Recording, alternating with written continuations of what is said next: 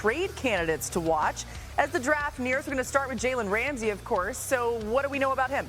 Major name to watch around the NFL draft. The Miami Dolphins are currently shopping Jalen Ramsey, trying to find a home for him. The setup they have with the player is, hey, we're going to look around, we're going to comb the market, see what we have, then we will report back to you with potential teams. That has not happened yet. Certainly after round 1 or day 2 of the draft, that could heat up. He should have value, but they could draft a corner with that 13th overall pick to potentially replace Ramsey.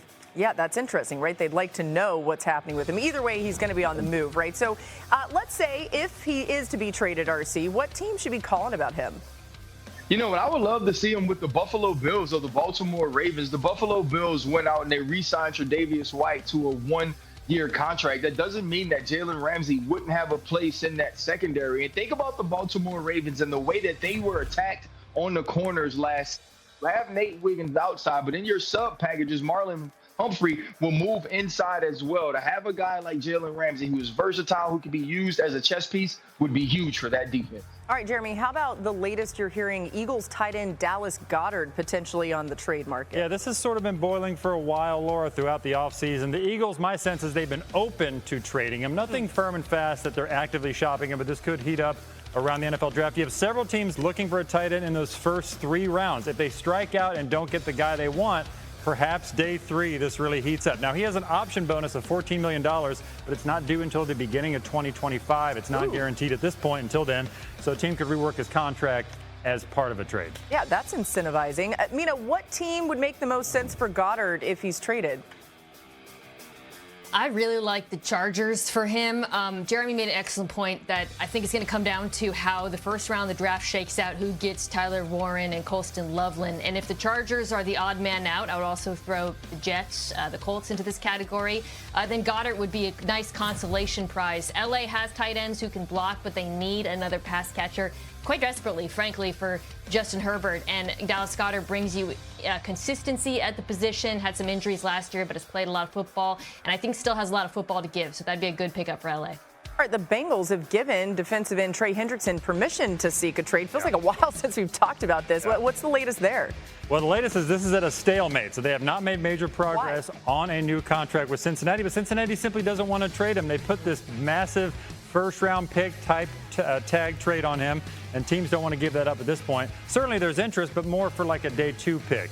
Indianapolis Colts would make a lot of sense reuniting with Lou Anarumo, but there really isn't a lot of traction on a trade. It's more about whether he can get a deal with Cincinnati, and will Cincinnati take a pass rusher in the first round? That could really complicate matters at this point. But no, they're not close to a deal. He wants big money. They don't have it yet. That's interesting. Can you imagine Trey Hendrickson's face and thoughts if they did they do take a pass rusher in the first round? All right, if Hendrickson does get traded, where would be the best fit for him, RC? I want him to go to Washington so bad, and I don't even know if this makes financial sense. But when you have Jayden Daniels on the offensive side and you look at what they were from a defensive standpoint, depending on guys like Armstrong to create pressure, if you add a Trey Hendrickson, they went out, got Kinlaw to be in the inside. This would be a huge move for a Joe Witt defense that desperately needs pass rush and needs to be able to create it from 4-man without having to bring so much pressure from the second level. RC, you made it make sense, okay? I like it. I'm in.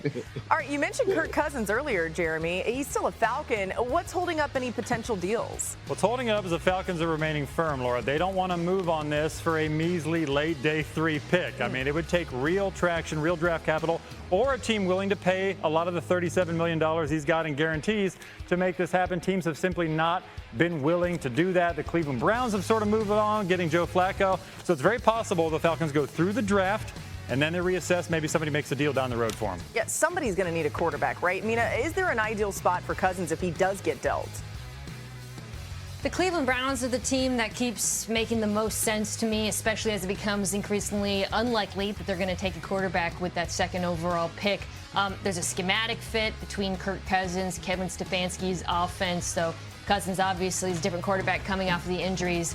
The question is whether or not there will be a financial one. Jeremy alluded to his salary. I don't think Cleveland, who's still paying Deshaun Watson all that money, wants to pay much for Kirk Cousins. So it's going to come down to whether or not we're willing to part with a mid-round draft pick and whether or not Atlanta's willing to eat some of that cost. Yeah, we just have to keep an eye on that one, right? Something's going to happen there. And with the draft less than a week away, lots of questions about what the Saints will do with their 9th overall pick in the first round. Derek Carr's shoulder is injured. The severity of the injury remains unclear. Could that push them to take a quarterback there? New head coach Kellen Moore, of course, he could be intrigued by the opportunity to do so. And the Saints haven't been able to replicate Drew Brees' elite production since he retired. Over the last 4 seasons, Saints quarterbacks ranked 16th in total QBR, 19th in pass yards, and 25th in completion percentage. They've used 8 starting quarterbacks in that span, which is second most, only behind the Browns we were just talking about. Jeremy, what is the latest on Carr in this injury? Well, the latest is it's pretty clear to teams I've talked to that Derek Carr wants out of New Orleans. That's been clear to them back in March in free agency. It was clear they got signals that he was very open to that, but they ended up restructuring his deal. He's got these massive guarantees, but the shoulder issue that the Saints have known about for a while. Otherwise, they're just sort of waiting this out, and the Saints have done a lot of homework, meanwhile, on the quarterbacks in this year's draft. I don't get the sense that they would go quarterback at number 9 overall, but certainly number 40 overall in that second round, especially if there's some quarterbacks that fall to him. They could make something happen, which would apply more pressure on Carr potentially. It seems like a situation where they could rip the Band-Aid off and move on, but it seems like that's what he wants at this point. Okay, so I hear what you're saying about maybe they don't go quarterback at number 9, but let's say Shaduer Sanders is a possibility there. Well, not according to Shefty yesterday when we spoke with him. Listen to this. So if the Giants aren't taking Shaduer at 3, and if the Saints aren't taking Shaduer at 9, now let's start to think and wonder about where Shaduer Sanders is going to go in the, well, Laura, that is the spot that makes the most sense. But would there be a team that jumps up in front of the Steelers? Do they value Shaduer Sanders enough to do that? Would the Giants go ahead and take him at 3? Because right now it certainly feels like his range, which is a wide range, wider than most players in a draft, is 3 to 21, and I don't like the chances of him going 9. Okay, so you just see just how broad this range could be, Ryan. But let's say if Shaduer is available there, are you taking him? If I'm the New Orleans Saints, I'm taking him with what I saw from Spencer Rattler last year. And I mean, let's be honest, a lot of Saints fans felt like they got a lemon when they got Derek Carr. And so you have to look at Shaduer Sanders playing inside, Kellen Moore now taking over this team and this offense, and some of the things that Shaduer Sanders can do well, which is anticipate, run through progressions, throw the ball with accuracy. I think all of those things bode well to having a guy who can come right in, fit in, and we also know that he's been a great leader in 2 separate locker rooms. But if the New Orleans Saints decide to pass and maybe pick a quarterback in the later rounds, I believe the New Orleans Saints would give the Pittsburgh Steelers an opportunity to either move up or find a way to get Shaduer Sanders at 21. I'm Kellen Moore. I think I pulled the trigger. Yeah, I'm so torn on this. Earlier I said that I like the Steelers as a landing spot for Shaduer. I don't love the Saints for any quarterback, not just Shaduer, because, Ryan, this is not a good football team. So many questions on the roster. The offensive line needs work. The receiving group, Chris Olave obviously has had his issues with concussion, so you're not sure what the makeup of that is. Alvin Kamara, obviously fantastic, but getting older.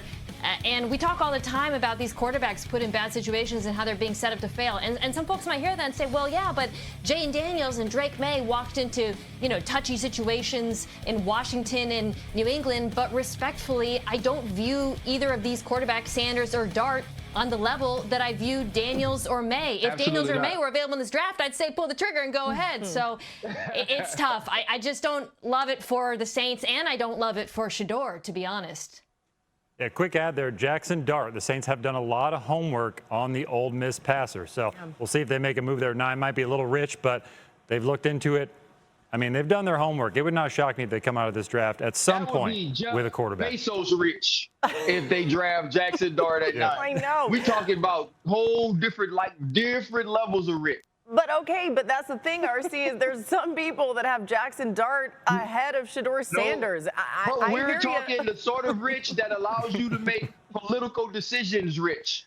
I don't know anything about that. Right now. I'm not familiar. Yeah. All right, coming up, Travis Hunter has been this combo mock draft. They had the Browns trading for a second first-round pick to get Jackson Dart.